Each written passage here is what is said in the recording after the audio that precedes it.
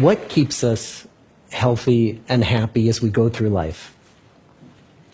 If you were going to invest now in your future best self, where would you put your time and your energy? There was a recent survey of millennials asking them what their most important life goals were. And over 80% said that a major life goal for them was to get rich. And another 50% of those same young adults said that another major life goal was to become famous. And we're constantly told to lean into work, to push harder and achieve more. We're given the impression that these are the things that we need to go after in order to have a good life. Pictures of entire lives, of the choices that people make and how those choices work out for them, those pictures are almost impossible to get. Most of what we know about human life, we know from asking people to remember the past. And as we know, hindsight is anything but 20/20. We forget vast amounts of what happens to us in life, and sometimes memory is downright creative. But what if we could watch entire lives as they unfold through time? What if we could study people from the time that they were teenagers all the way into old age to see what really keeps people happy and healthy? We did that. The Harvard study of adult development may be the longest study of adult life that's ever been done. For 75 years, we've tracked the lives of 724 men. Year after year, asking about their work, their home lives, their health, and of course asking all along the way without knowing how their life stories were going to turn out. Studies like this are exceedingly rare. Almost all projects of this kind fall apart within a decade because too many people drop out of the study, or funding for the research dries up, or the researchers get distracted, or they die, and nobody moves the ball further down the field. But through a combination of luck and the persistence of several generations of researchers, this study has survived. About 60 of our original 724 men are still alive, still participating in the study, most of them in their 90s. And we are now beginning to study the more than 2,000 children of these men. And I'm the fourth director of the study. Since 1938, we've tracked the lives of two groups of men. The first group started in the study when they were sophomores at Harvard College. They all finished college during World War II, and then most went off to serve in the war. And the second group that we've followed was a group of boys from Boston's poorest neighborhoods. Boys who were chosen for the study specifically because they were from some of the most troubled and disadvantaged families in the Boston of the 1930s. Most lived in tenements, many without hot and cold running water.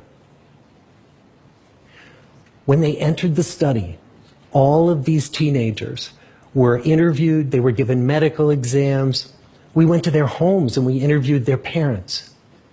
And then these teenagers grew up into adults who entered all walks of life. They became factory workers and lawyers and bricklayers and doctors, one president of the United States. Some developed alcoholism, a few developed schizophrenia. Some climbed the social ladder from the bottom all the way to the very top, and some made that journey in the opposite direction.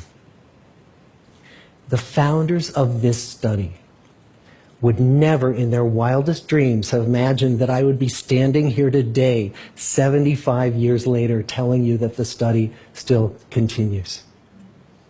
Every 2 years, our patient and dedicated research staff calls up our men and asks them if we can send them yet one more set of questions about their lives. Many of the inner city Boston men ask us, "Why do you keep wanting to study me? My life just isn't that interesting." The Harvard men never asked that question.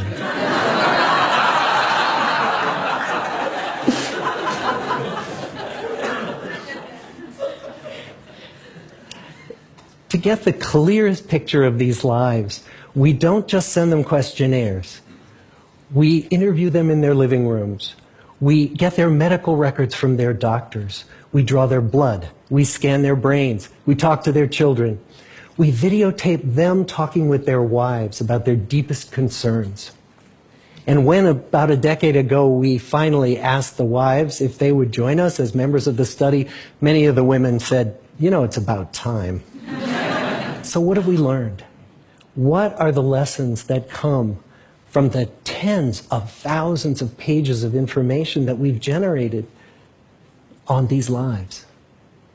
Well, the lessons aren't about wealth or fame or working harder and harder.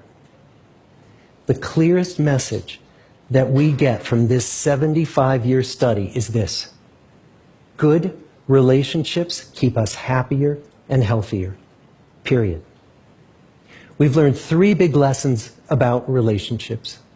The first is that social connections are really good for us and that loneliness kills. It turns out that people who are more socially connected to family, to friends, to community are happier, they're physically healthier, and they live longer than people who are less well connected. And the experience of loneliness turns out to be toxic. People who are more isolated than they want to be from others find that they are less happy, their health declines earlier in midlife, their brain functioning declines sooner, and they live shorter lives than people who are not lonely. And the sad fact is that at any given time, more than 1 in 5 Americans will report that they're lonely. And we know that you can be lonely in a crowd and you can be lonely in a marriage. So the second big lesson that we learned is that it's not just the number of friends you have, and it's not whether or not you're in a committed relationship, but it's the quality of your close relationships that matters. It turns out that living in the midst of conflict is really bad for our health.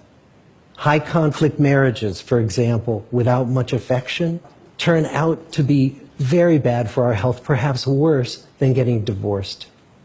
And living in the midst of good, warm relationships is protective.